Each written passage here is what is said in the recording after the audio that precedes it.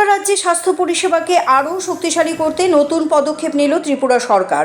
রবিবার রাজধানী আগরতলায় আনুষ্ঠানিকভাবে 24টি অত্যাধুনিক অ্যাম্বুলেন্স পরিষেবার উদ্বোধন করলেন অধ্যাপক ডক্টর মানিক সাহা।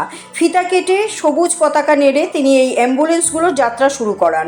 প্রায় 5 কোটিরও বেশি টাকা ব্যয়ে এই অ্যাম্বুলেন্সগুলো সংগ্রহ করা হয়েছে। এগুলো রাজ্যের বিভিন্ন জেলা এবং প্রত্যন্ত এলাকায় মোতায়েন করা হবে, যাতে জরুরি অবস্থায় দ্রুত চিকিৎসা পরিষেবা মানুষের কাছে পৌঁছে দেওয়া যায়। মুখ্যমন্ত্রী বলেন, ত্রিপুরা সরকার স্বাস্থ্য পরিষেবাকে সর্বাধিক গুরুত্ব দিচ্ছে। রাজ্যের মানুষ যাতে চিকিৎসার জন্য বাইরে যেতে বাধ্য না হন, সেই লক্ষ্যেই সরকার ধারাবাহিকভাবে বিভিন্ন উন্নয়নমূলক পদক্ষেপ গ্রহণ করছে। এরই অংশ হিসেবে রাজধানী আগরতলার পাশাপাশি রাজ্যের প্রতিটি জেলায় ট্রমা কেয়ার সেন্টার চালু করা হয়েছে।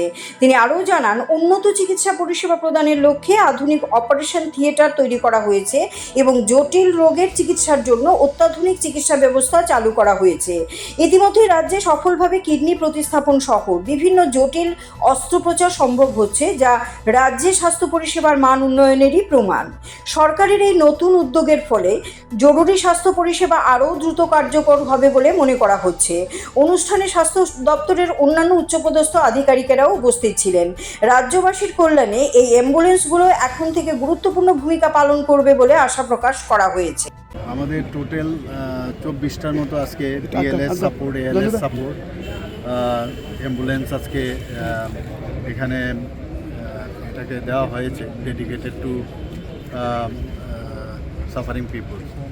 তো এখানে 20টা যেটা আছে বিশেষ করে ট্রমার জন্য, ট্রমার ক্ষেত্রে বহু জায়গার মধ্যে অনেক পেশেন্টের সাংঘাতিক সমস্যা আপনারা জানেন। তো রাস্তার মধ্যে আনতে আনতে যদি এই ধরনের বিএলএস বা এএলএস সিস্টেম না থাকে, তাহলে কিন্তু অনেক পেশেন্ট রাস্তায় নিতে নিতে কিন্তু অনেক সময় মারা যায়। তো সেই জায়গায় এটাকে প্রপারলি যাতে পেশেন্টকে নিয়ে হাসপাতালে নিয়ে যাওয়া যায়, তার জন্য এই যে আজকে 24টা এই বিএলএস, মেইনলি এএলএস সাপোর্ট, সেই ব্যবস্থার জন্য আপনারা দেখলেন খুব সুন্দর গাড়ি এবং খুবই ভালো গাড়ি, এবং টাটা কোম্পানির থেকে এগুলো নেওয়া। এবং এতে করে প্রায় আমাকে যে রিপোর্ট করা হলো, প্রায় 24 থেকে 25 লাখ টাকা করে এক একটা গাড়ির দাম, এবং টোটাল আমরা প্রায় 25 থেকে 25.5 কোটি টাকা, 5 থেকে 5.5 কোটি টাকা এর মধ্যে আমরা খরচ করেছি। তো এটা আগামী দিনে স্বাস্থ্য ব্যবস্থার সাথে আরেকটা নতুন পালক যুক্ত হলো আমি বলবো। এবং আমরা চাই যে সব দিক দিয়ে আমাদের কোনো জায়গায় যেন খামতি না থাকে, সেই দিকে কিন্তু আমাদের নজর আছে। আমি এর জন্য স্বাস্থ্য দপ্তরকে আমি ধন্যবাদ দেব। আমার সাথে আমাদের সেক্রেটারি মহোদয় আছেন এবং আমাদের ডাইরেক্টররাও এখানে উপস্থিত আছেন। সবাই মিলে আমরা কাজ করছি এবং এটা কিন্তু খুবই দরকার, কারণ যখনই আমরা বিশেষ করে যে 4টা বললাম, তো এটা কিন্তু 4টা থাকবে আমাদের 102 সাথে যুক্ত করেছি মাদার অ্যান্ড চাইল্ডের জন্য, আর বাকিগুলো ট্রমার সাথে আমরা যুক্ত করেছি।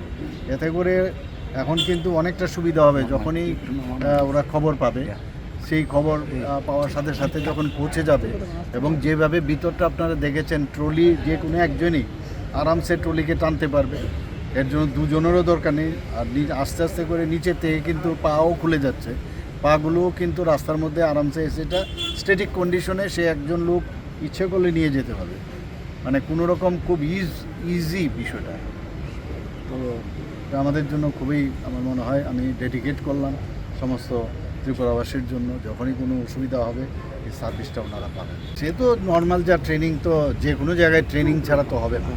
যারা ভিতরে থাকবে, স্টাফ থাকবে, তাদেরকে তো ট্রেনিং তো দিতেই হবে, আদারওয়াইজ কে দেবে? এএলএস বিএলএস যেটা হবে তাদের জন্য তো থাকবেই। তো তার জন্য আমরা ট্রেনিং দেব, তার সেইভাবে এক একটা গাড়ির সাথে, বিশেষ করে ব্লাড সার্কুলেশন প্রপার যাতে হয়, রেসপিরেশনটা যাতে প্রপার থাকে, এই মেইন দুটো হচ্ছে আসল। সেখানে রিসাসিটেশন হুক করানো, যাকে আমরা সবাই জানি যে চেস্ট যে প্রেস আমরা দিই কম্প্রেস, তো সেই ব্যবস্থা তার জন্য যা যা ট্রেনিং এএলএস বিএলএসে যা থাকে তার সমস্ত ট্রেনিং দেওয়া হবে।